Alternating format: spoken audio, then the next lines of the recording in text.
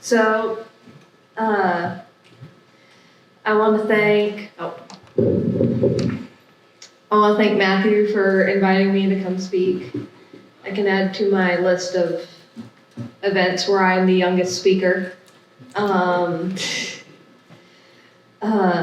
So I'm going to be talking about the Lillian Smith Scholars Program. I'm going to start with logistics, the basics of what it is and what it does, and then get into experience, so what it actually looks like, what I did with it, what some of the other Lillian Smith scholars have done with it, and the effects that it's had. So the Craig Amison said that the Lillian Smith Scholars Program was, when it was started, the idea was to have faculty and staff members identify students who demonstrated a sensitivity to social justice issues and encourage them to seek ways during and after their college experience to basically give legs to their compassion. The program is designed to introduce participating students, the fellows, to Lillian Smith's vision of humanitarianism and encourage them to find ways to resist injustice and participate in activities that promote positive social change, especially after they graduate as Elias scholars. And on the website, it says that the Elias Scholars Program encourages students to fully explore the values and convictions that shape the work and life of this great humanitarian. So, this is a program that has existed for about 4 years now. So, the logistics here, students are recommended by a professor and then must submit an application with an essay in which they discuss what social justice issue is most important to them and why. Once they are a part of the program, they have to complete the social ethics compass point, which the compass program at Piedmont is something where we're required to do things experiential learning things outside of class. So one has to be in social ethics. One has to minor in social justice, which is an interdisciplinary minor that involves courses in contemporary gender, racial, ethnic, social inequality, and/or social class issues.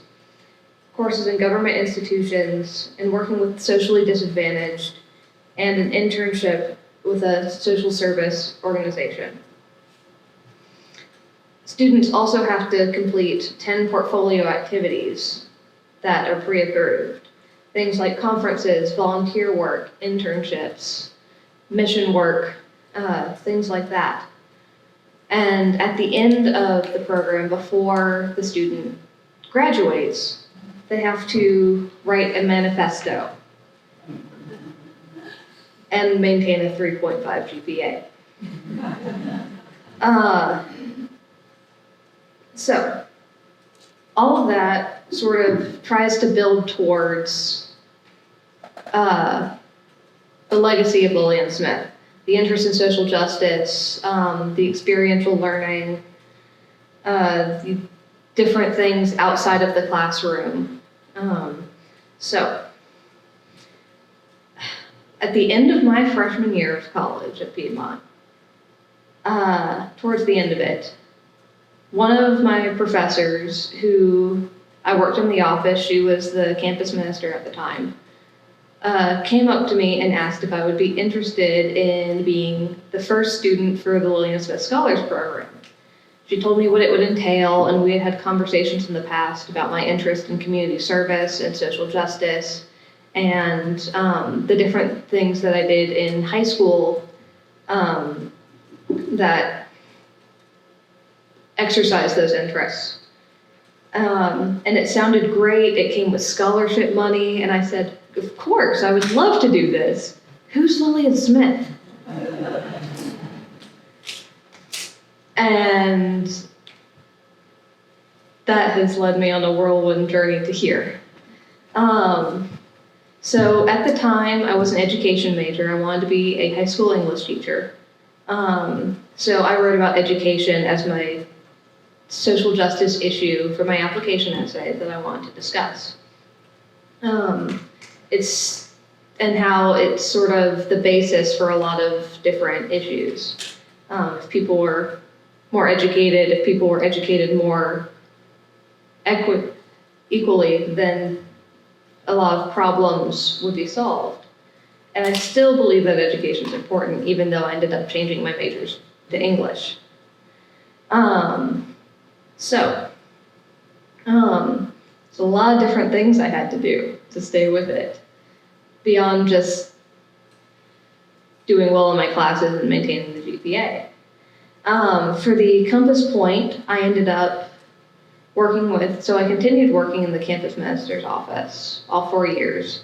And I led sort of as a student leader for Piedmont's yearly Adopt a Child program that helps underprivileged families in the community be able to give their children Christmas presents. So different people sponsor families, children, and the parents get to wrap them themselves and be part of the process. And we grew the program that year from about 8 families to 11 and almost 60 children. And it continued to grow each year as I worked on it. For the social justice minor, I took an ethics course, I took a sociology course, government. I had taken a multicultural classroom course for my education major, and I did an internship. The portfolio activities, because the program was new, we finagled it a little bit. I didn't have to do 10. But the Lillian Smith Day on campus in 2016, the last Lillian Smith Symposium, which I volunteered at, a trip with Piedmont College to South Africa, helping out Hal with Breaking the Silence, and participating in a workshop at the Lillian Smith Center called Beyond Good Intentions, a racial workshop for white people. And then for the manifesto, because it was still a new program, basically we went back to my application essay and talked about what had changed and what social justice issue was big for me, and how I hoped to use the things I'd learned in this program in my future endeavors. Other Elias scholars did different things. One student had hosted talks on campus related to disability and sexuality, and another student went to conferences and did mission work. So there were a lot of different ways to do this, and different courses that could fit the minor. I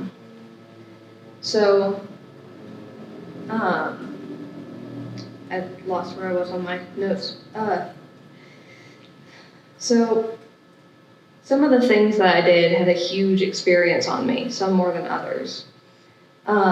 This trip to South Africa to see Robben Island, where political prisoners were held during apartheid, showed me firsthand the horrors of it. All of the tour guides there are former political prisoners, and having someone walk you around and say, "This was my cell. This is where me and 40 other people had to sleep on the floor without windows in the winter."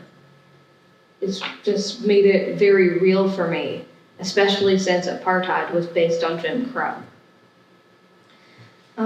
And the Beyond Good Intentions workshop helped me to see how racism and white supremacy have affected my own life.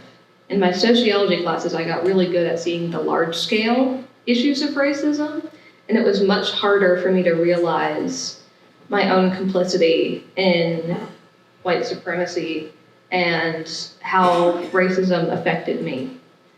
For my internship, I worked with a group called Reforming Arts that does liberal arts education in women's prisons.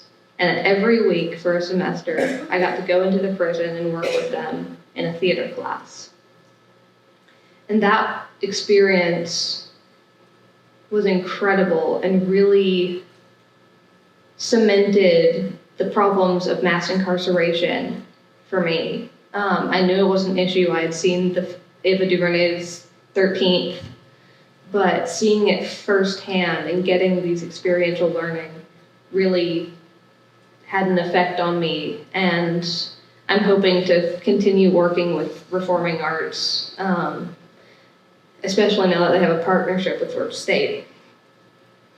My sociology and ethics courses gave me a language in which to better discuss the issues that we're facing. Talking about the issues of class and the philosophical issues at the basis of race, the psychological problems.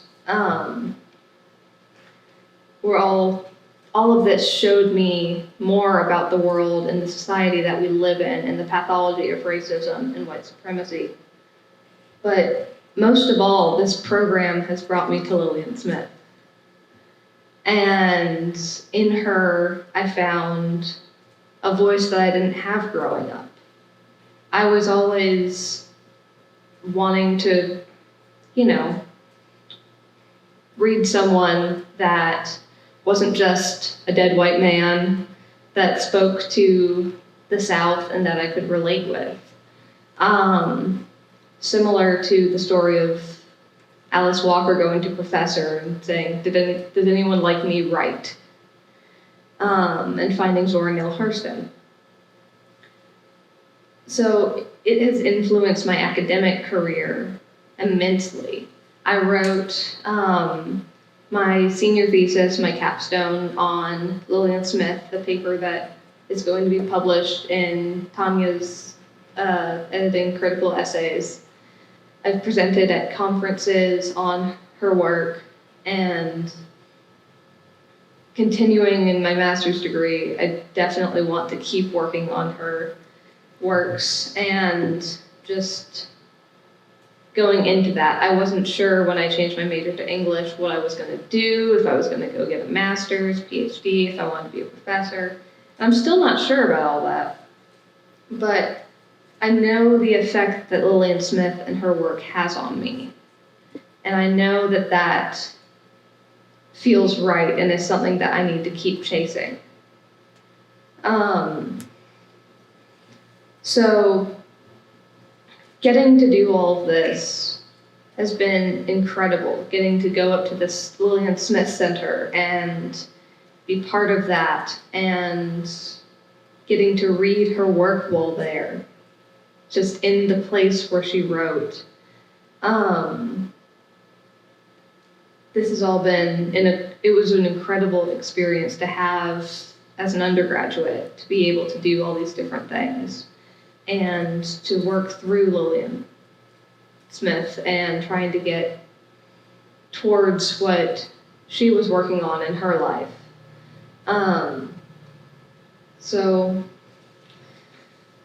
it's been a crazy past few years. I've gone from not knowing who Lillian Smith was to wanting to keep going with her as an academic. She just sort of, once you read her, she just sort of grabs you and you can't, and doesn't let you go. You can't help it almost. And